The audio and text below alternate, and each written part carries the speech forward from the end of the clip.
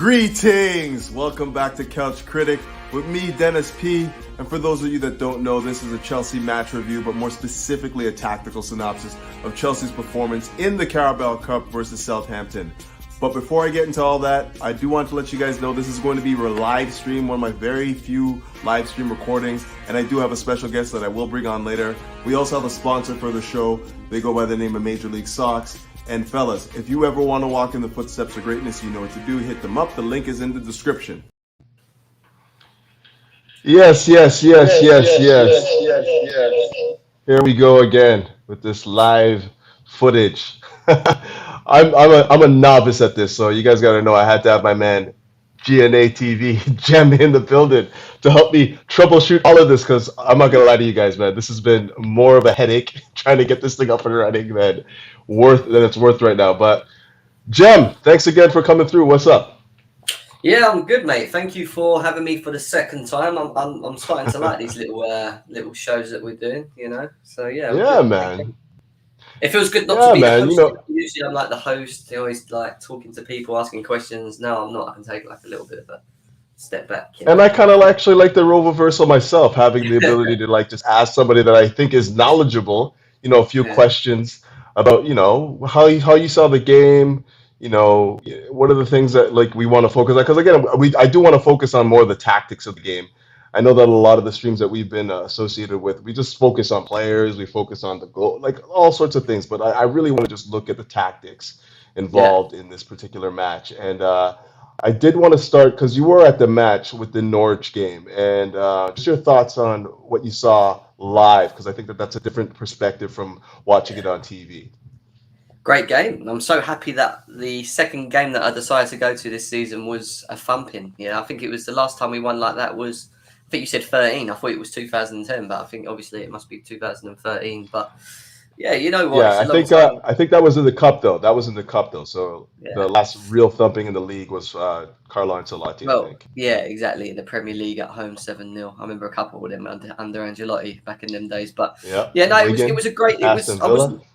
Yeah, exactly. Yeah, I wasn't too sure what to. I mean, I expected us to win, but I didn't expect us to do it in that way. You know what I mean? Mm-hmm. It was very more of a. It sort of surprised me how well we, in many ways, blew them away without Werner, without Lukaku, and there was a lot of question marks over this team if we could actually contribute goals, if there's if we can even score a goal, and we end up putting 7 away. You know what I mean? So listen, it was a very good game. First, I think. The thing I was with someone as well, and I said to him, if we get the first goal within the first 15 minutes, then I could see this being 2-3-0. And it came obviously from Mason Mount, and I was sitting behind the goal where Mason Mount scored. Great finish, great view of it as well. Fantastic strike. You know what the funny thing was? Like I prepared this video. I had a video done for this particular match review, and of course, I had some clips and whatnot that I wanted to use, and I guess YouTube kind of dinged me for it, so I took it down. But the things I wanted to talk about from that particular match were the play of the wingbacks, which I thought was quite fascinating. We did see hints of it during it was the first Southampton game, where we saw the wingbacks. I wouldn't say they were inverted, but they were definitely a lot more narrow and coming inside, and actually more combining as midfielders. And just wanted to get your take on what you saw from Chilwell and Reece James that game in terms of like their build-up play and whatnot. They showed us why they're our best wing-backs. And one of the things that I always moaned about, especially when we were playing very slow and lethargic, was that if we don't play James and Chilwell, who are our best wing-backs, not only for assisting and scoring, but being able to get up and down the pitch with their pace, being able to, the recovery runs are important, strong, very good at, decision-making, when to go, when to stay. And the build-up with them is a lot more easier because they're a problem in the box. And in that game specifically, Chilwell and James gave us so much. Obviously, James got his goal from being very direct, running in just behind Mason Mount and scored a lovely little dink. Again, I was right behind the goal for that one, and that was a beauty to see. And Chilwell, it's the same on the other side, but they do it so well together, and people don't realise that it's important that your wing-backs go forward and go backwards, but it's the way that they do it at the same time. So it makes it very hard for teams, from what I saw from the Norwich game, to really know what we're going to do when the ball reaches Kovacic or Jorginho in the middle, because we can go left, we can go right. They're both making runs. You know, it's really good, and you can tell that Tuchel's really like drilled it into him, if that makes sense. When to go, when to stay, when the midfielders have it. You know, both make sure that you're in sync, going together at the same time. It's pretty impressive. Yeah, I wanted to touch on, because like a lot of the footage that I did grab from those particular positions on the pitch, that obviously got dinged. We'll never do that again. I saw a lot of Reece James coming central, and Chilwell actually, with Havertz dropping deep, running into the space vacated by him and almost getting it a couple times. It was almost, I think Jorginho played one ball into Chilwell where he was basically being marked by a center back. He looked like a striker, and if the pass was just a little bit further, he would have been in and scored, probably, just with the form that he's in these days.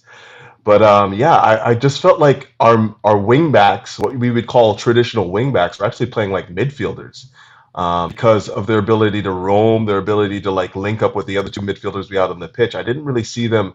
There's one clip in particular I saw, like Reece came inside to connect with Jorginho, then try to play 1-2, didn't get it back, was asking for the ball, was literally asking for the ball, didn't get it back, and just kept on marauding through the midfield.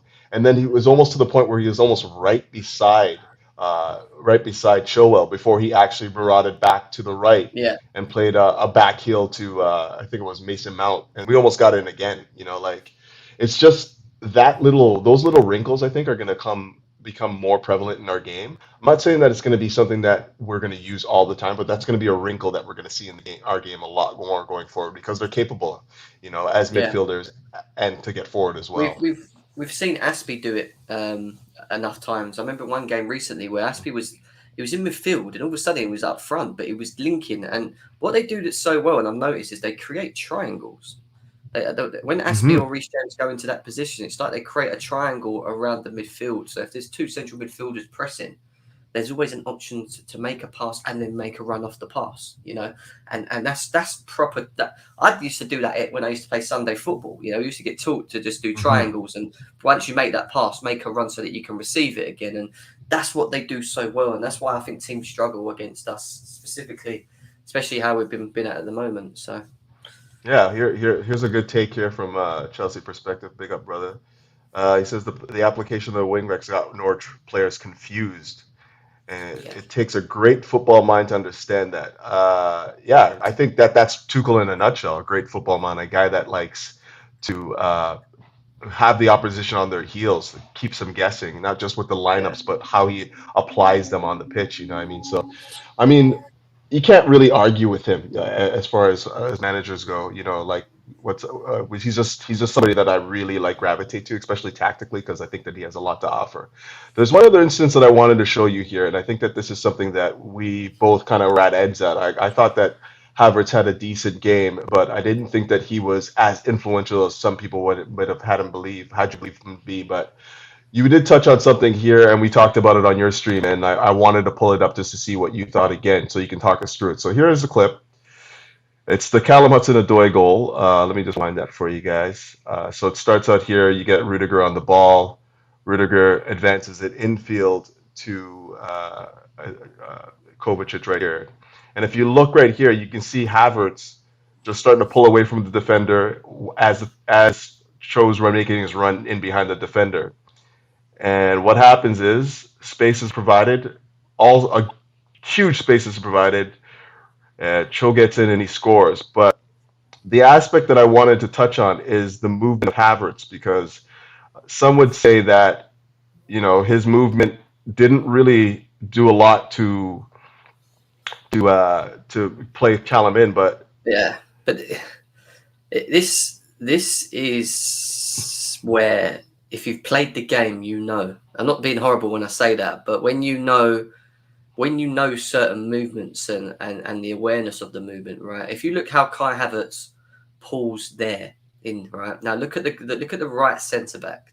Yeah, looking sort of at Havertz. Forget the space where Cho is, because Cho's always making that run. The difference is this. If Cho makes that run and Havertz doesn't make that movement, it allows the defender, the right centre back, to cover that space, which means I'm not saying Cho wouldn't have not beaten him to it, but it may have made it harder for him to put that in the back of the net. The fact that Havertz goes in and makes that defender's eye catch him and not worry about Cho's movement running behind, it's only a split second. It's literally a split second thing from what you see there. It makes it an easier goal for Cho to score. And you saw when he got in front of goal, when I was behind the goal watching that, I watched Havertz. I was watching Havertz at that point when Kovacic had the ball. And that's where I noticed it, because I always knew Cho was going to make that run. And when he'd made that run and he'd got in front of goal, he had so much time in front of goal to just place it. It was like he had all the time in the world in many ways. And it was an easy finish. But not to say that he wouldn't have scored that anyway. But the fact that people say that Havertz doesn't have that much effect is incorrect. His movement, which I keep going on about, off the ball. Oh, I don't think that we could deny the fact that his movement is exceptional. He's in the areas that we just don't often see, our traditional nines play in, and I think that that's something to comment on. Like, and don't get it twisted. Like, I'm by no means a Havertz detractor. I'm not like that. I'm about the badge. I'm sure you know. I always just evaluate based on what I see, and if I see something, I will definitely commend it. But I wanted to bring up that clip mainly because I know that we were talking about it on your stream, and I wanted to make a point of where you were coming from with it, and I understand it completely. Just well, the no, idea you said that it. the You said it yourself. defender, He was flat-footed. The flat-footed yeah, he's moment, flat-footed. even though it was only a second, and it was literally only a second because he looked to his left rather than looked to his right. That just done him. Do you know what I mean? Yeah, totally. So just wanted to point that out because that was one of the clips that I did like highlight from my video that I wanted to bring to light just because I thought that you had an interested intake on that. And, we move. But we are here to discuss the Southampton Cup game. And I wanted to go right into it here because I really did think that a lot of people thought that it was like a boring game, dead rubber, dead game, not really much to discuss there. Obviously a poor game because we went to penalty kicks again. But I'm quite contrary to that. I thought it was actually a pretty decent game considering. And some of the streams that I went on before the match, I was on Mo's stream, and we're talking about the lineups and whatnot. And one of the things that I commented on first was the fact that this is a very unfamiliar lineup we have here, like a bunch of guys that haven't really played a lot of football together. And beyond that, haven't really played a lot of football this year. Like we're looking at the likes of Sar, Saul, Ross Barkley, Ziyech in and out. Like these are not players that we depend on to play and match in, match out.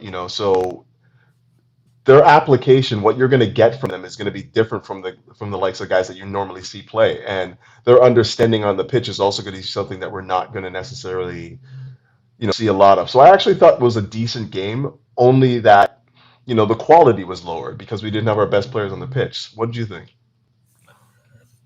I think this game was more important than people thought it was. Like, I mean, in terms of the competition, if we went out, I don't think we'd have been too upset about it. But if you think about the importance in terms of the players that haven't had the minutes, the moment to be able to show not only Tuchel, but to show us fans that they're here to be accountable. They're here to be a part of the team. They're here to be useful.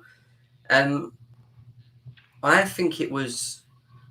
I don't think we actually played that well throughout the whole game. I thought we in the first half we were very, we okay-ish. I wouldn't say we was great. Southampton still had their moments, but going into the second half, I just thought Southampton were by far the better team, and that's why I said on my Twitter profile that I think that we were quite lucky. Southampton deserved a bit more than what we did in my eyes. And if you look at the last sort of 5-10 minutes of that game, we were penned back. We had to count on Kepa twice from a corner to save it from going in the back of the net as well. And it went to penalties, and it's just a flick of a coin, isn't it? Whoever comes out on top, it is what it is. But the overall game and performances of certain individuals still weren't good enough. And I don't know if we're going to be talking about them individuals. Yeah, I think what we should do is probably just try and look at specific positions on the pitch. So we could probably look at defenders first, and very young side, obviously, average age 22 if I'm not mistaken, and mixed reviews there. I didn't think that like any of them had any standout performances there whatsoever, and One of the stats that actually stuck out to me overall in the match was our passing percentage. Like I noticed that we didn't have maybe one passer on the pitch that passed it more than like 83% or something like that. So for the most part, we weren't really keeping the ball very well. So No, it wasn't. that's something that stuck out. And like normally, you would think that your center backs and whatnot would be high 80s, low 90s, and that was not the case in this game. We had Malang Sarr, I believe, was like somewhere in and around 70. Let me just quickly look it up, 76% or something like that. And I don't know, man. At this level, that's just not good enough. You need to be keeping the ball. You need to have it ticking over. You need to be recycling it at a higher clip than 78%. My apologies. I think, like yeah, 61 touches as well, right? Yeah, I agree with you 100%. Like the level of performances and obviously from them stats that you said as well have to be better. But we also have to remember that these players, when you look at the squad that we played yesterday, you remember yourself because we were always on Mo's channel. We were lost because we were like, there's so many players playing that it was just like he just threw a bundle of players in and just said, do what you got to do. Or we just couldn't work it out. And you had Barkley's playing, Sars playing, ZH playing. You had a lot of players that either hadn't had any minutes or were out of form. So to have that chemistry, to have that knowing, to have that all in, do you know what I mean? To have so many of them players on one pitch, I thought was always why we weren't going to be playing like we was, or near to the level that we was when we got our nearest strongest team out, because a lot of them players were trying to play themselves into form. A lot of players were trying to get minutes. Minutes is important in games. If you don't have minutes, then you're not sharp. So Right. it's I think there's a couple of things we could have. Not to say it's an excuse, because the levels of their performances have to be better. I get that, but when you throw a bunch of players in, like I said, and ask them to play and work it out between them, especially players that are out of favour, you're kind of I think you're kind of going to have these situations like we did yesterday, where we were like just not able to keep the ball. Do you know what I mean? That we just struggled to keep the ball. We didn't have like a Jorginho that could just take the ball and just control the tempo of the game. Even though Kovacic is on the pitch, he's not. I don't think he's the type of guy to grab the ball and sort of dictate the speed of the game. That makes sense. So No, he's more of a shuttler to me, and like that was kind of like interesting to me too, because like the midfield. I mean, we can come back to the defenders, but the midfield too. I thought Saul. I'm not gonna lie to you, man. I was rooting on that guy, but before when we were doing the pre-match, I didn't expect him to start at all. I was expecting him to maybe get like 20 minutes, 30 minutes tops, if the game was obviously still under control or we're up. But Tuchel took the decision to start him, and I think it had a lot to do with us Ruben Loftus-Cheek not being available. But yeah, he took the decision to start him, and man, first half I thought he had a better performance. This is probably his best performance as a Chelsea player. He didn't look as lost, but I didn't really see a partnership between him and Kovacic. I felt like Kovacic had a lot of work to do in that midfield again, like a lot of work. And it's not because I thought that Saul was positionally just unaware. I just felt like he doesn't really give you what's the word I'm looking for? He doesn't really like make himself available on the pitch enough. Yeah. He doesn't play. He doesn't like I mean. He kind of just plays. He's a shrinking violet when he's on the pitch, man. He doesn't. It doesn't really. He doesn't really like make himself a big presence on the pitch and like I want the ball now. Give me the ball. I need it. Like he kind of hides a bit, and that might just be down to obviously just being out of form and whatnot, not really being comfortable within this particular setup. But yeah, I saw him in the first time. I thought he was pretty decent. Connected a little bit well. Saw him diving into tackles a few times, which was, I mean, I'm not big on people diving into tackles. I'd rather you just hold your position and like, jockey. But some people like that stuff. Shows that he's getting stuck in. Sure. But come the second half, when Southampton really started to press us, wow, did he ever give Kovacic a lot of work, because he just wasn't anywhere to be found, and our midfield was just so exposed, man, so exposed.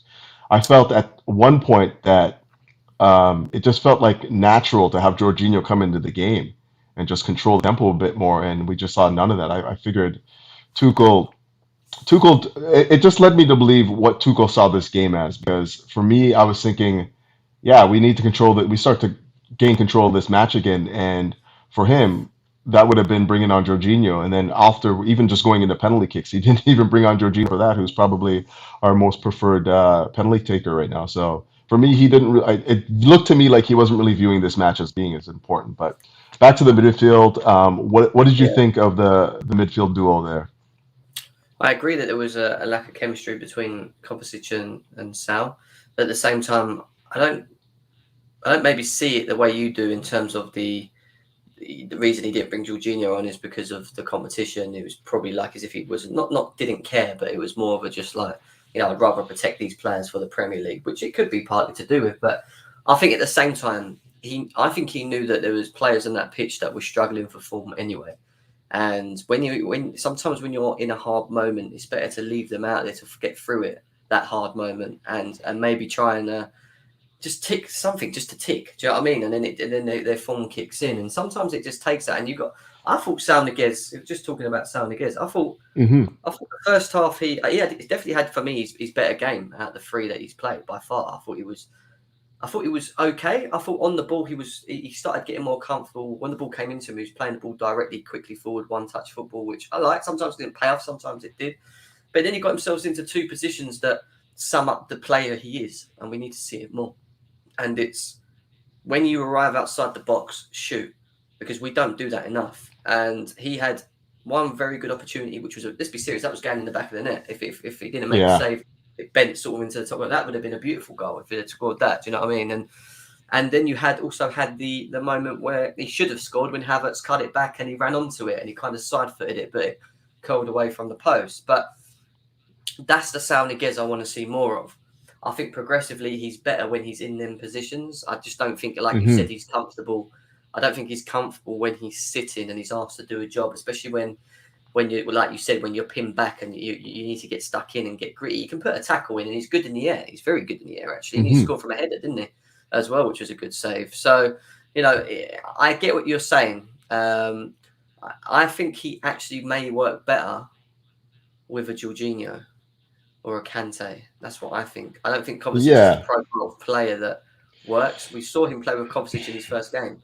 And that didn't work either. I just wonder if he has the personality, the personality to play that like sort of like aggressive sort of, maybe I guess an 8, like he doesn't seem to have the type of personality that I want to see on the pitch, like driving forward, connecting, stitching together attacking moves. That's the only thing. And like, who knows? Maybe it just in time, like everyone's saying, give him more time, he's got to earn that time for me. I'm not really somebody that's like, you can't just be given minutes.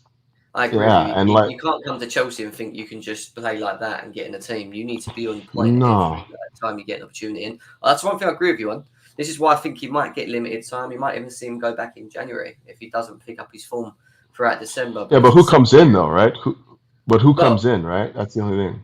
But the December period is a very busy period, and November, actually, end of November, and there will be a lot of rotation. He might have to switch around in midfield. Hopefully, there might even be injuries. Like, in this game, we had no Loftus-Cheek. There could be a point where you have no Kante again, and Jorginho's, picked up a calf injury. Then he's going to be asked to play for me, so he needs to be ready when he's called upon.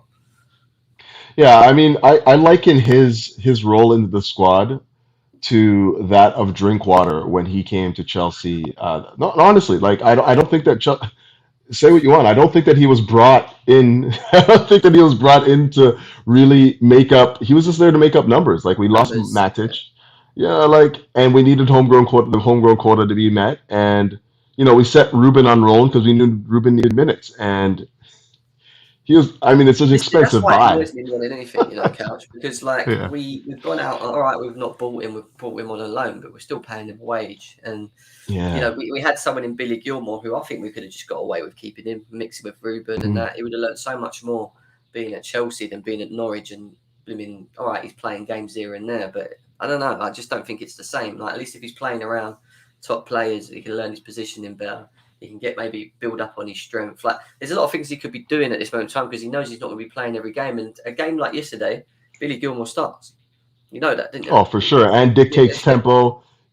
he's the man that's making everything happen on the pitch if he plays. Yes. And we had nobody Exactly. on the pitch that could do that Billy yesterday, Gilmour would right? have been the perfect profile player to play yesterday for me. He would fit perfectly. And I'm a little bit annoyed about him having to go on loan, to be honest, just to bring Sal in. It just didn't make any sense for me.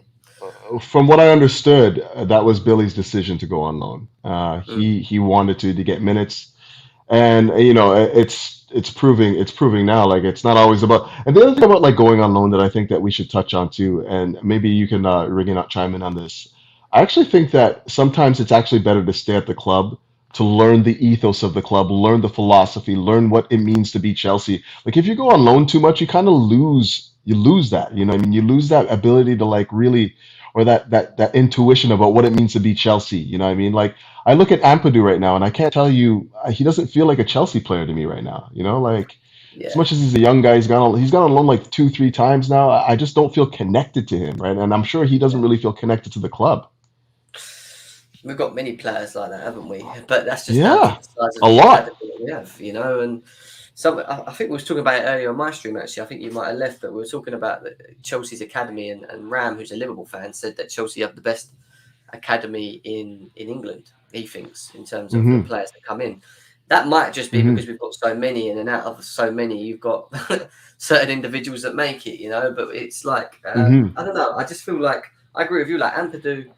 Like, there was a lot of talks about Ampadu being this player that could play in the DM role, hold, and be a Chelsea star and have his moment, and it sort of just disappeared. And I just don't want that for Billy Gilmour, because in Billy Gilmour I see a really talented, different type of individual on the ball, and I think he's progressively very good. He always looks to play the ball forward. He always looks to play the ball, like, he's not scared to run around the player. All right, he might get shifted here and there, but you throw someone next to him that can get stuck in, and he likes to tackle. You've seen him get into tackles and stuff, So I agree. I think it's important to. I think it's important to keep the ones that we feel can make it, and the ones that we're maybe just wasting a bit of time, like Ampadu. Like, I don't have that connection with him as well.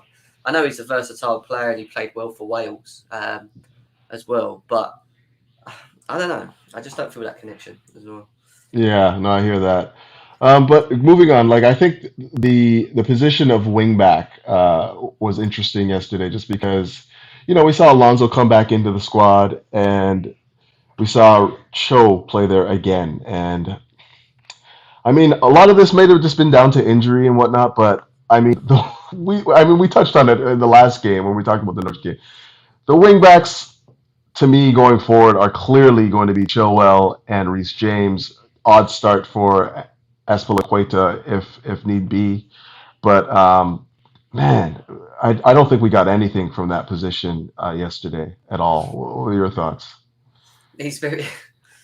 Someone put a comment on Twitter when the game was on about Callum Hudson-Odoi, and it's right what they said. They basically said that when you play Callum off the right, it's like he's very limited, but when you play him off the left, he's this complete different player. And if you look at the game that I was at Norwich compared to the game that we played yesterday against Southampton, two massively different performances. And yes, playing as a wing back, you can go forward and be exciting, but you're also do the other part of the game as well. And I just don't think he's comfortable doing that. And if you're not dominating games like we wasn't yesterday, we ain't controlling the ball, dictating the pace pace of the game and stuff like that. It becomes very hard to get players like Callum Hudson-Odoi the limited opportunity to pick the ball up from a wing back phase and move forward. A lot of the times you end up finding him having to defend because we're struggling to contain the ball, and that's where it becomes a bit of an issue for me, because with Reece James and Chilwell, that they can just sit and we're defensively a lot more sound. And if you would have had them there yesterday, I don't think you'd have had Southampton running through us as easy as they was, if you're my honest opinion, playing in their positions, because then you could have allowed Cho to play further up. But we did do that. I don't know if you saw a little bit later in the Southampton game, we switched Callum Hudson-Odoi into like he kind of went up there and Chilwell. I'm not gonna lie to you. I'm not gonna lie to you. That a lot of what I saw yesterday was very confusing to me, and I think it comes down to what was happening at the front end of the pitch, like the likes of Ziyech, Barkley, Havertz to a lesser degree. I think a lot of what we saw from those guys made it very confusing to understand what was happening elsewhere on the pitch, because as you said, I believe what happened was Callum came on, or sorry, Chilwell came on for Ziyech, and Callum went north. Callum went to play on the Mount come left. on for Barkley, if I'm right in saying. Yeah, and played Yeah. on the right. And then I guess Reese Reece stayed played where he right was. wing back. Yeah, no, Yeah, so it was so yeah, I don't confusing. know. Yeah. Basically, Reece didn't move, right? Barkley and Ziyech come Hmm. off the pitch. Mount played supposedly as a right centre forward, which we wasn't. And Cho then decided to go and play as a left-sided centre forward, but found himself pretty much in midfield most of the time, while Chilwell was running up and down the right, while you had Alonso still playing on the left.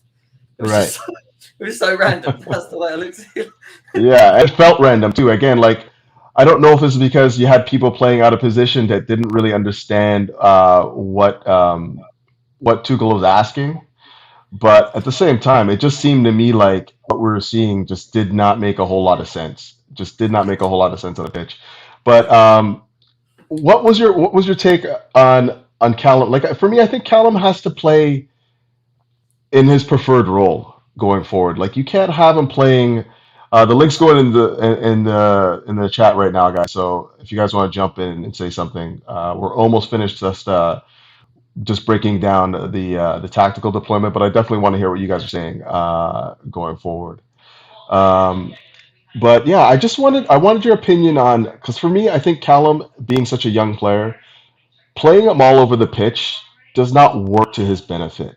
Like he's not a defensive player, first of all. He doesn't think the game that way. He's always going to resort to his instincts and whatnot when he's on the pitch. And instinctively, if he's not a defender, he's going to be making mistakes as a wingback. Well, So I you, just think he needs to play on the left. Play no, him I where he agree, needs, but just play him there. you have a player that has recently been put in very good performances against Southampton in the Premier League. I'm talking about not this one in the Hmm. Premier League, and obviously against Norwich in that left-sided forward position.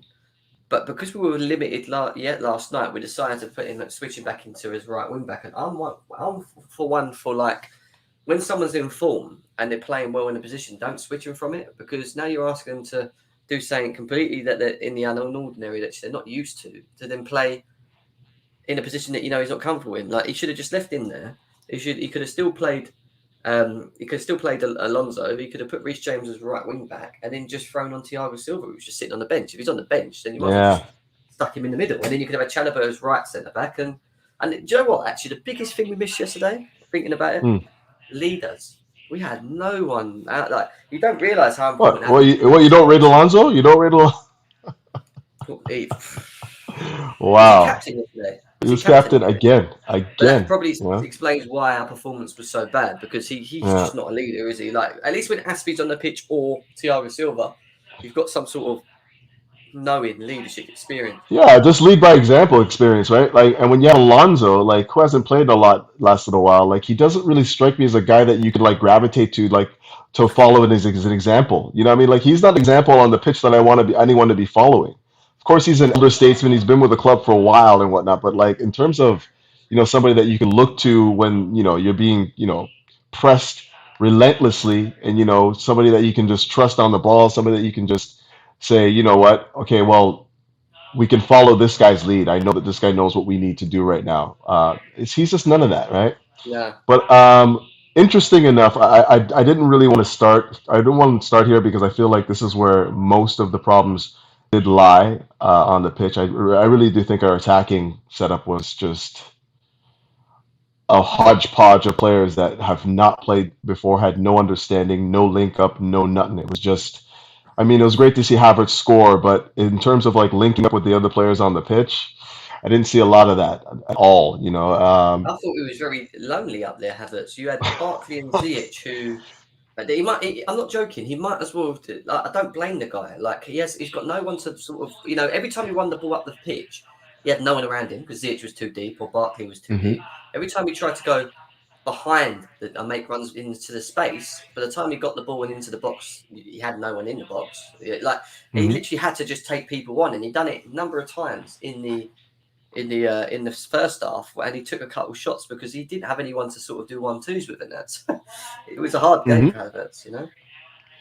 Yeah, I mean, but like having said that, I still think that like I still need to see more from him, man. I still need to see more from him. Like talking about like passing the ball, making simple passes. He passed the ball 61% yesterday. Like that is unacceptable for me.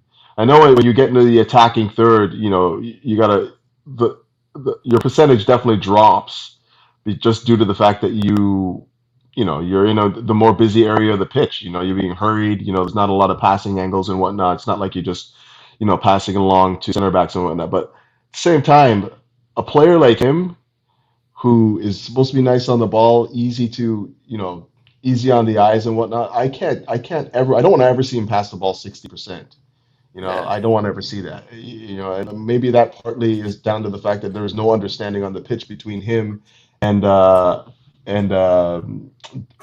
I put the wrong link in there? I'm sorry, guys. 1 second. Yeah, you have. Yeah. I don't know what link that is. The link should be CNQ7 end. Yeah. Is that it? So you see like where you are now. If you look at the top, just copy and paste it. Yeah. I got it. Yeah. So sorry about that, guys. But I don't know if it had a lot to do with the fact that he was just combining with guys that did not, have a lot to offer him. Like there was no understanding, no communication. Yeah. And just going forward, I would like to see maybe just better understanding on the pitch. What's up, Shabby? Redneck, good to see you guys, man. Thanks for coming in. No doubt. What did you guys think, though, man? This guy. Yes. What did he say? Like, what the fuck is this guy? Kazim, all you guys are sneaking in, eh? I love it. Welcome. Yo. How's it going, mate? Oh, we here, man. We're here. Just trying to chop this game up one time and, move on to the next. But what was your thoughts? We're just working on the attackers right now. We're just getting into that, and I wanted to know what you thought about that, the attackers, yesterday's game. Well, I think Hakim Ziyech got a good assist in that game. Yeah, from a corner. From a corner, yeah. What does Jeff think about that? His overall play was terrible, though. Oh my goodness. I think he was sarcastic when he said that. And I'm a Ziyech fan, but he's just not cutting it. Yeah, it wasn't a good performance. Unfortunately, it was not a good performance. Definitely. No, I mean, I saw there was one sequence where we were watching the match together, Kazim and Armo, where I swear he got on the ball like 3 times in less than 30 seconds, and every time he gave it away. Every time. I remember that. It was I was losing my mind. I was like, what's going on here, man? What is going on here? Is he trying too hard? Is he trying too hard, do you reckon? I think I think he should just have got that surgery, bro. Yeah. Right now he's doing more bad to his team. He's doing more bad than good. If it was a surgery on the schedule, he should have done it. Yeah, I mean that probably would have just meant he wouldn't have been able to play the whole entire season, though, right? Like he would have been done. Well, at least 6 months. Yeah. Remember Salah? I think Salah had the same injury. But anybody from the Champions League. Zavi, you boxing. You know what the shoulder does. I tore my shoulder out before. Yeah, I tore my elbow this time, but I usually tore my left shoulder from the jab. Yeah, me too. And the rotation cuff, and it's not as painful, but it's annoying injury. Mm-hmm. It's like once that tears. Yeah, and you don't know what extent Ziyech had. So for me, if it's a little bit of separation, you have to have that surgery. But if it's not, I don't know. You did touch on a good point though, Redneck. I remember you said something about like when you're trying to drop your shoulder to shoot, and you have a separated shoulder, it can be painful. Yeah, it could be painful. Bro, you don't understand. That's probably where his problems come. But let's be honest though. Beyond like he's obviously healthy enough to get on the pitch right now. Square balls back to your midfielder should not be a problem for him right now, and it clearly is. His first touch was worse than Lukaku. Oh my God, it was brutal. It's like he was passing to himself. Like if he would have first touched it and scored after that, they will consider assist and a goal from himself. I just don't understand though. Like I just don't understand like how. Like Javi, I'll tell you how. He can't obviously keep up. He's just not. He can't keep up with the tempo of this Premier League. He wants 1 or 2, 3 touches before he makes a pass. He picks the ball physicality. up. Yeah, the physicality does him. He's not got the willingness to even just make a run. Like he always wants to go deep to feet. Like he's just non-effective. And when you're a player playing behind a striker that's near enough in the position of where your midfielders are, it's pointless. What's he doing there? And then on top of that, if he is there, you want him to actually create, play a ball. You can't even do that, which he's meant to be good at. So what can you do? You would think that best thing for Werner, Timo, it's Ziyech on the field with those cross-field passes. Mm-hmm. You would think those two should be linking every time, but for some reason. I'm going to bring Boogie in because I think that he has some insight on this as well. But I wanted to touch on this as well. What do you actually think that like the position change has hurt him, like the formation change? Because under Lampard, I actually thought he was pretty decent the beginning part of last season. He started off really, really good. Like I thought he was a really influential player, and then as soon as he got moved to that sort of inside position where it's a little bit more contested, and he doesn't have as much time on the ball to pick passes and whatnot, he just does not look good anymore. And I want to bring Boogie in just because I feel like he has some insight on this. Boogie, what's up, bro? Yeah, I'm doing good, but I can't really talk too much. I can show you the reason why my kids are with me, and I cannot move at all. Man got his youths. Man got his youths. What was the question again? I can answer that quick anyways. Yeah, I just wondered if you thought that the position change going from 4-3-3 to 3-4-3 has impacted his ability to be effective. Ziyech. Ziyech? Yeah. Yeah, I still think Ziyech is now in his full. Oh, come on. Okay, I still think Ziyech's shoulder, like someone has said in, I think it was in Jim. God, yeah, man, I can't. I will come back in 2 seconds. Okay, no worries, man. I'll raise you. Okay. Yeah, go ahead, Mo. Is that you too, man? Oh, nice. That's well, big families, man, big families. Yeah. God bless them. God bless them all. Yeah, no. I want to get back to a point that Redneck mentioned in respect to Hakim Ziyech and Timo Werner. I think he's spot on. Hakim Ziyech likes to play with Timo Werner because Timo Werner does do those runs where Hakim Ziyech can play the ball behind the defenders and try to find him. And also Timo Werner has on a number of occasions been able to assist Hakim Ziyech because he is able to play the ball wide, cut in, and then cross it into Ziyech in the middle. So those two do have some chemistry together. When Ziyech is playing without a runner, I think he's lacking. When he's playing with Mount, he's lacking. When he's playing with Havertz, he's lacking. When he plays with Pulisic, Callum, or Werner, he does seem to put in a good performance, generally speaking. So you think it's a chemistry thing then? I do. Yeah. Not only chemistry, but the style of play, Jim. I think if he has a runner with him, he can play. Do you think Lukaku's a problem? Do you think Lukaku's a problem then? No, I don't think Lukaku is a problem. Don't tempt me, Jim. Don't tempt me. I don't think Lukaku is a problem. I think he needs a runner. So if you're playing Ziyech, play Ziyech, Lukaku, and Werner. Play Ziyech, Lukaku, and Callum, Pulisic. But play Lukaku, Ziyech, and Mount ain't gonna happen. Ain't gonna work. Yeah. Lukaku, Ziyech, and Havertz. I just think Ziyech doesn't play well unless he has some pace with him because he lacks that. He lacks that. Oh, without doubt. I just think he needs more space on the pitch too. Like I feel like his delivery from out wide is exceptional. Still is in my opinion, but the fact that he doesn't have time on the ball when he comes inside, playing that sort of like number 10-ish position, hurts him. It hurts him because he needs time and space. And unfortunately, when you're playing in that area of pitch, challenges come in a lot faster than you're probably used to. And he's probably not even adjusted to the Prem in that respect right now. So I think that's, a big factor that we're seeing right now. But having said that, like I'm close to done, man. I can't. I can't see where he can influence the squad and make good contributions. You're done with Ziyech? Is that what you're saying? Yeah, I just can't see anything right now, man. That he's contributing to the team overall. Just truly. I think sorry, go ahead. Who's talking?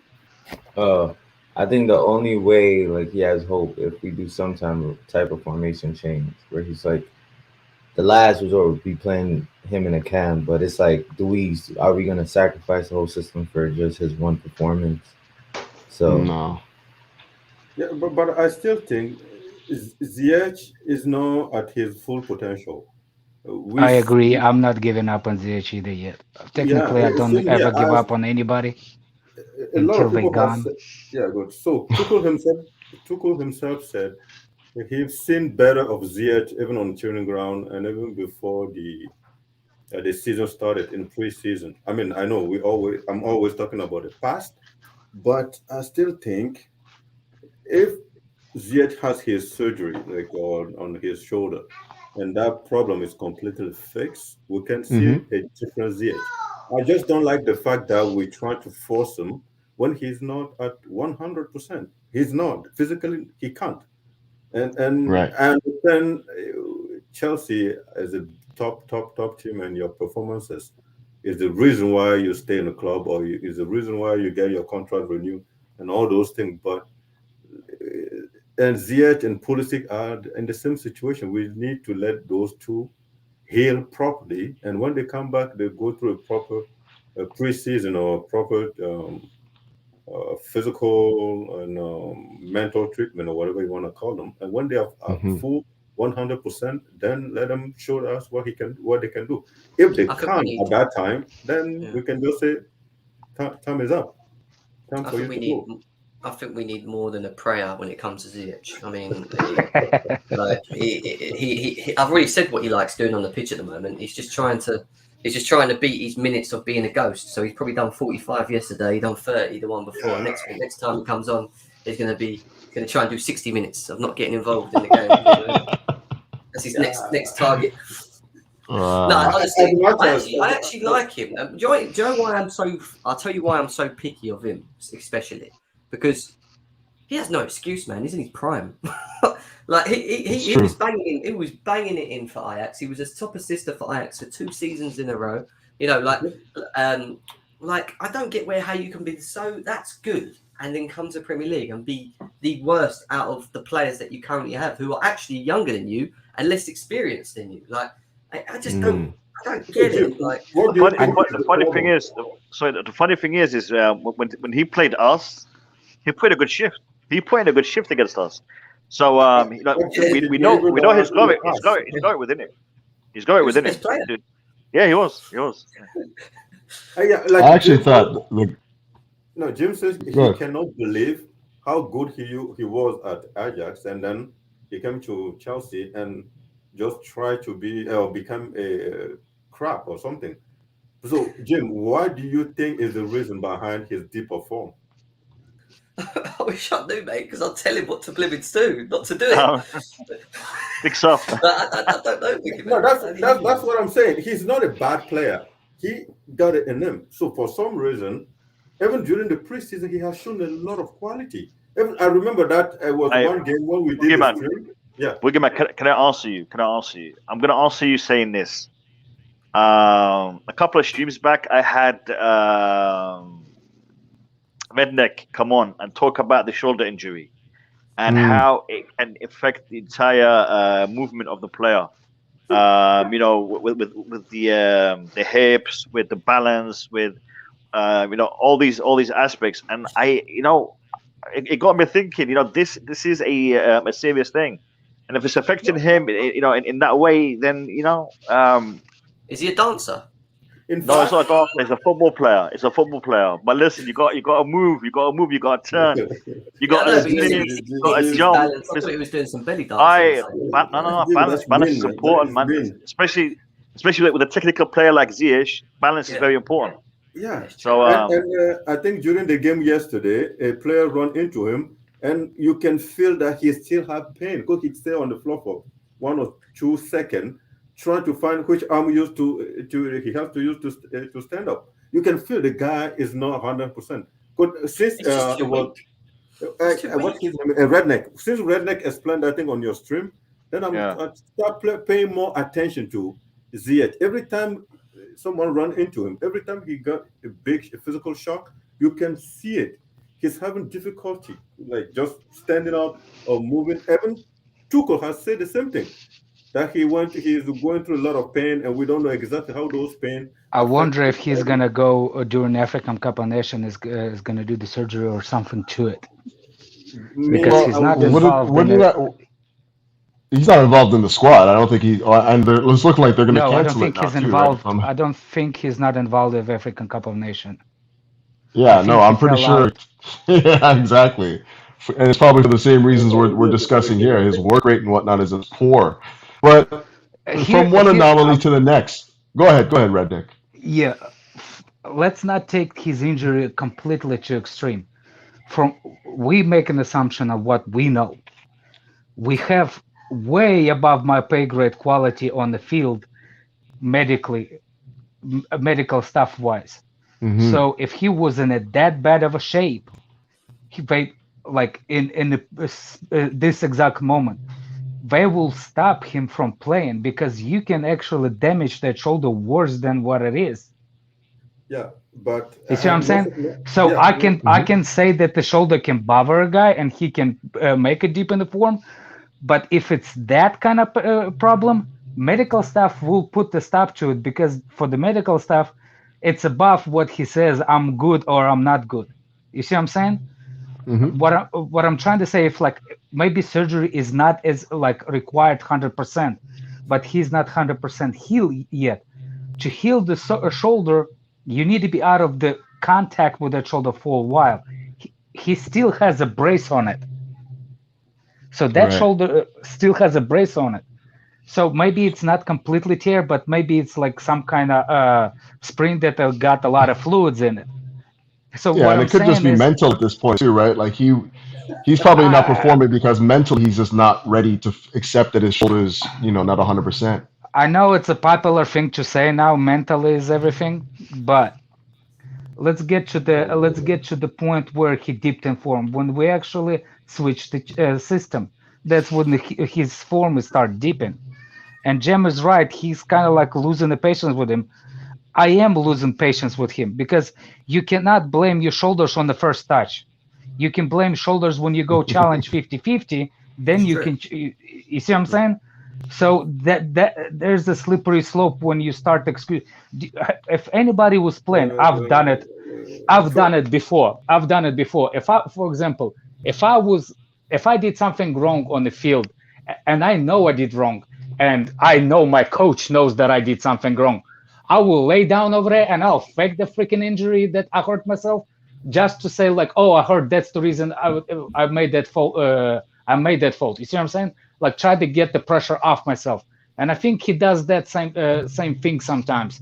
What it bothers me, I see in the Ziyech doing that. At the same point, there's not a player on that bench that I'm ready to give up.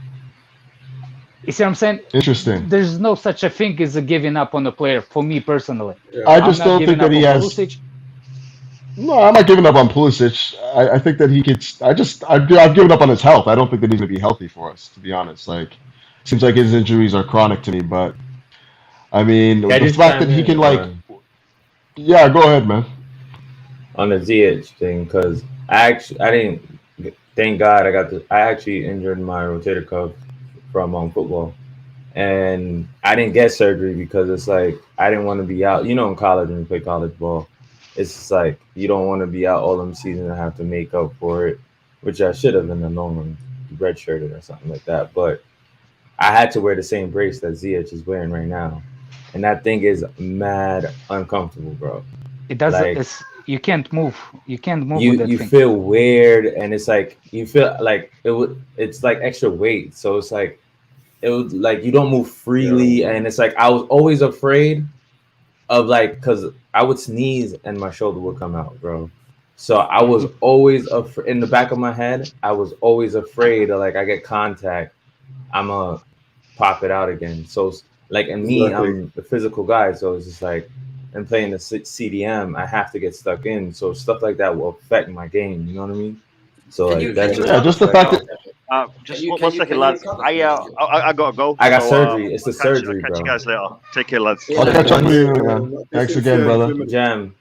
Once it's like something holding up your shoulder. It's like a ligament holding it. Once it's like out, like torn like this, the thing doesn't stay in place, so they have to strap it back in. Can he recover from it? So he can't recover it unless he has his surgery. Yeah. Like if he needs surgery, it's gonna come out on contact. Like, you feel me? The problem with surgery is even myself, I torn my knees and all those. And the problem with surgery, they will tell you, you don't need those places. You don't need too many surgery. So if you can avoid it, let's avoid it. They just manage the pain till everything is properly naturally healed. They don't like doing surgery on it, but in the worst case, they will do surgery.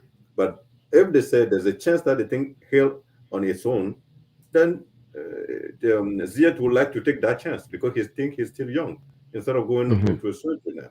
So problem I'm having is, can we just give him a long break, 6-month break, so nobody care about Ziyech anymore? Until he recover properly, then he come back and play. Because right now, look at, I'm pretty sure 60% of Chelsea fans say we don't need him anymore at the team, and we know how quality of a player he is. But we need to start seeing it because Chelsea is not. We're not Tottenham. We're not Crystal Palace. We're top team. And we have an owner that can spend money fast. If he's not giving it, if he's not producing, he's going to be replaced. That's the problem I'm seeing for Ziyech. That's exactly the problem, and I that's exactly where I'm at with it right now. Like, this is a very important season for us. Like, we're obviously chasing the Premier League title. We want to try and defend the Champions League, and if he's not going to be effective for us, I can't see where we're going to, basically leave a spot open. Like you're saying, take 6 months off, and what happens when that happens? Like, what's that? Even if it's a minimum, like 6 months, what happens after the fact? Do we get the Ziyech of January? Like, at least whatever Ziyech we got at that time, we know the shoulder is not a problem. Because right now, but the problem. It's not like he was the best player. It's not like he was a great player either. He was okay player. It's not like he was the like. No, he was great. Actually, he was great. Well, actually, I will disagree with you on that. Not since the formation change. I haven't seen him play a great game since we played 3-4-3. When we played 4-3-3. When we played 4-3-3, I thought he was a decent player for us. But since then, I haven't seen anything that made me feel like he's an important cog in this squad. But fellas, I really do want to move on quickly just to the weekend because we can talk about Ziyech and Barkley forever, just like what is going on with these guys. Yeah. We do have Newcastle at the weekend. Jim always. Yeah,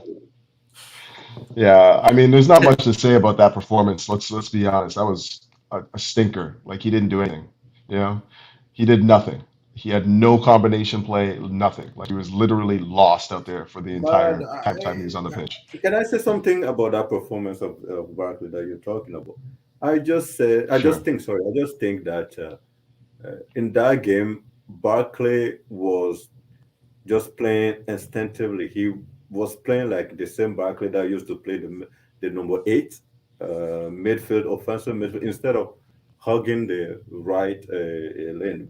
And I think I don't just understand why Tuchel most of the time when Callum is doing something wrong, he get agitated. But when Barkley is out of position, he cannot tell Barkley to go back to his position, because we were not stretching at all. Southampton back line, we just only Harvest there just running. But other than that, we're not stretching the defense. So I just found it the entire game. Barkley was complete. Barkley was supposed to be in front of Alonso, not inside, all the time in front of Alonso, because there's no space in the middle anyways. And that was the reason why Barkley didn't perform that much also, because our system will not work with 5.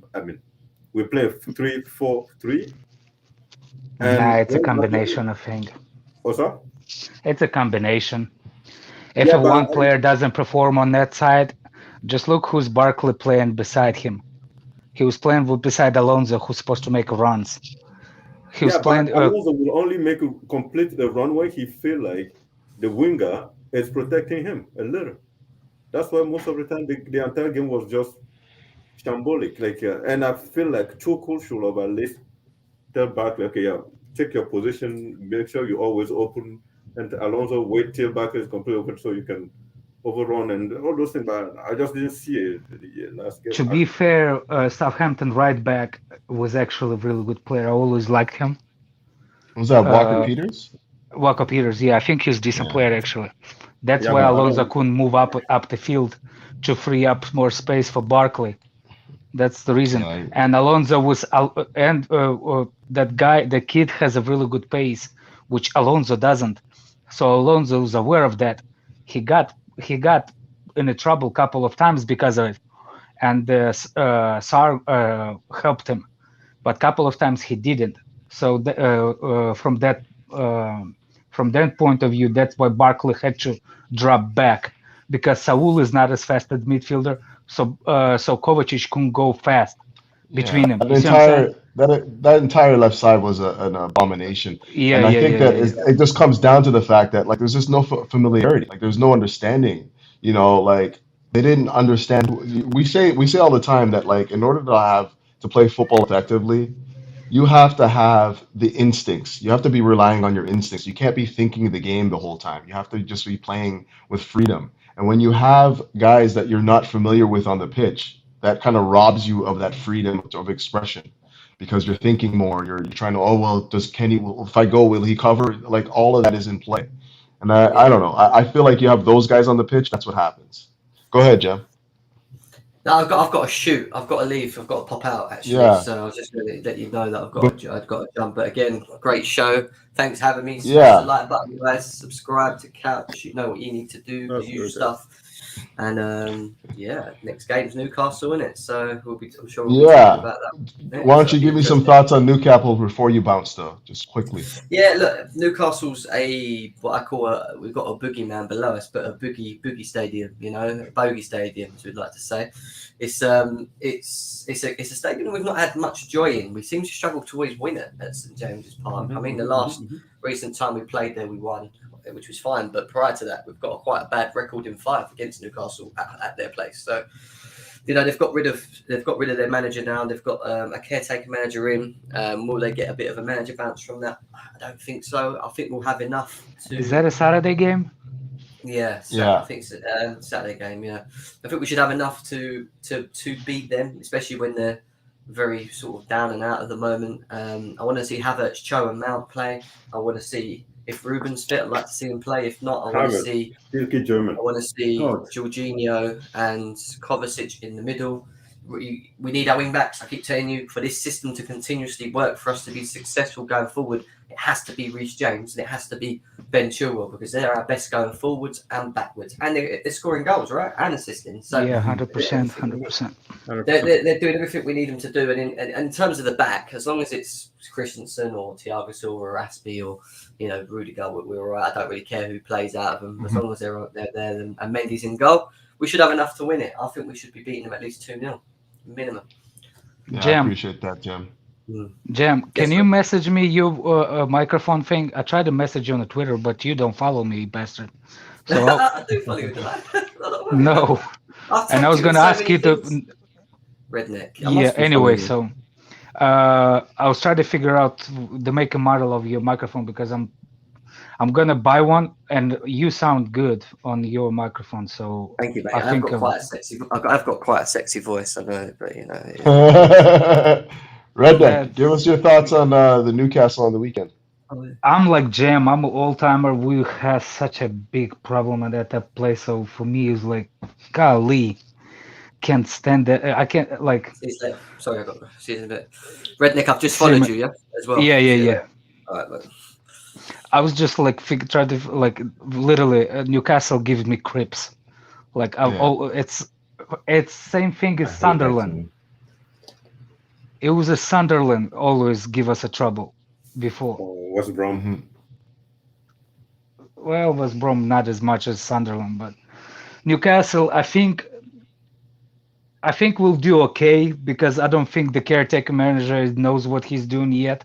I'm glad that we didn't have like a new, how you say it, the new manager bounce yet. That's why I'm happy with Ole still be there for a while. You know what I'm saying? So even if a new manager comes in, we wouldn't have like a new manager bounce. Otherwise, that's the only like a juju place that we go to. Otherwise, we should be okay. I think Kai I always have a Havertz is. problem. Yeah, I always have a problem with us going there and have early kickoff there. I always find that early kickoffs in the north Everton is are juju the too. worst. Is it Yeah, early? How early? it's not an early kickoff. I don't think though. I don't think it is, but that's why It's 10, 3 for them. I'm less worried about it. Oh, Yeah, I'm 10, less 10 worried about o'clock? it because I feel like we can 10 get a.m. yeah, here, yeah, 3 over there. yeah. So I'm so still Shabby, worried. you're so worried, eh? Yeah, What do because you think? like, go ahead. No, you go ahead. I'm waiting for you, man. My thoughts on the Newcastle. They asked me a Hmm. question. Yeah, like I don't have good memories of Newcastle. Like every time we go there, we end up like the last time. I think on the Lampard. No, wasn't Lampard when we scored that late goal? Like they scored that late goal on us or something like that.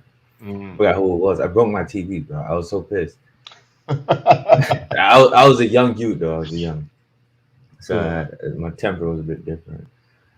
So I was just I like, remember I remember under Sorry we went there and drew, and I think it was the American guy, the right back. Oh yeah. Who was He it? What's plays his for name? I can't. Yeah, Yedlin. he's a mix. He's a mix, right? Yedlin. Yeah, Together. yeah, yeah. exactly. He was Hey, blazing up it's that pitch. the most nightmare game is Pepe Cisse when he scored against Peter Cech at Stamford Bridge. We're not even. 2012.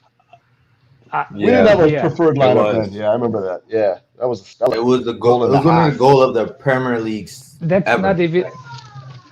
That was the worst And the ball. goalkeeping of the like that. Peter Never, Cech man. was. How are you tracking that? Yeah, you That can. How? ball Just was. stay on your line. No, It was that ball swerving was though, bro. completely on It top was corner. it was swerving. He did not know where he was when the shot happened. Peter Cech did not know his position or in front of the goal. That's why he had to scramble. He Yeah, panicked but first.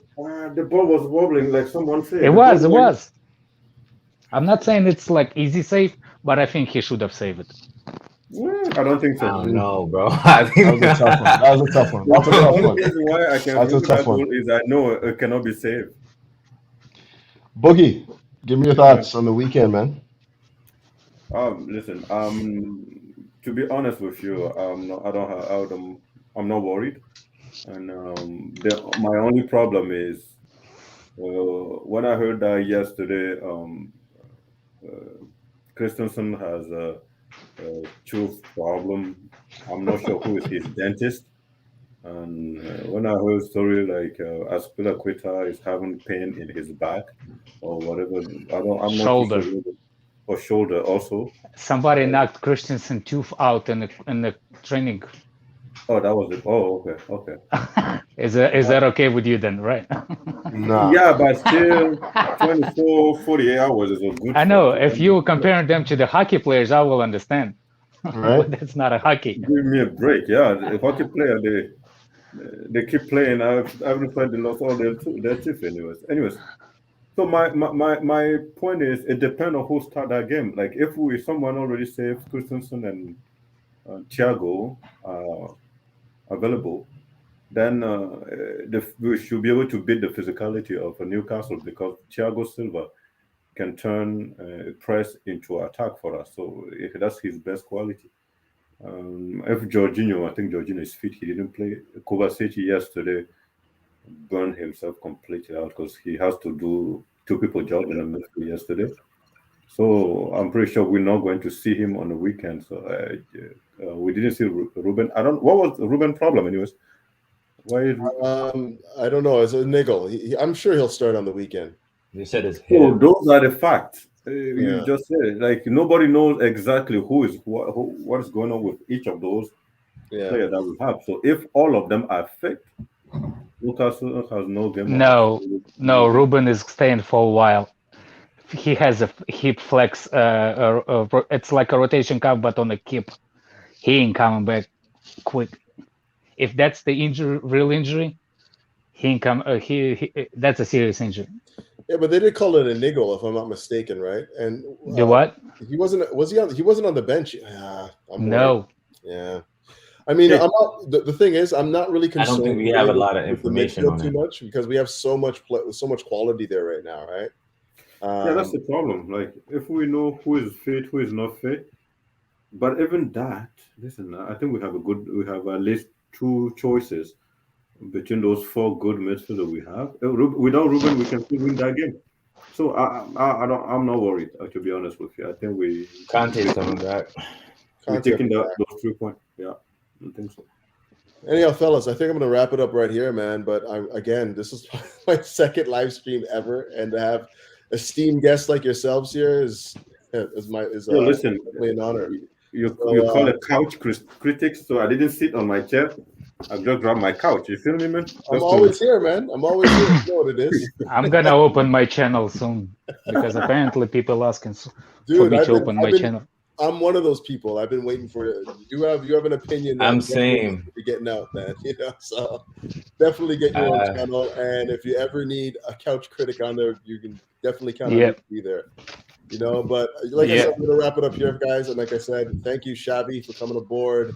Redneck, Boogie, obviously Mo, and of course the esteemed guest Jem from GNA TV. Always great insight. He's not really a guy that you could that gets to speak because he's always on his own streams, and he's hosting like I'm doing right now, so he doesn't often get an opportunity to speak.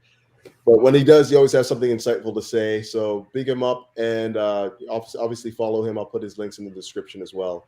But until then, guys, you know what to do. Keep the blue flag flying high and up the Chelsea. Peace. Thanks, man. Bye. He left the stream. Bye, guys. It's still live. Yeah, I see. No, wait. So we gotta he bugged. Run forever. I gotta hit him up because his stream is just gonna run. My bad. I stopped end broadcast. I tell you, this is the second time I've ever done this. I know what to do now. End broadcast. Peace. I'll see you, man.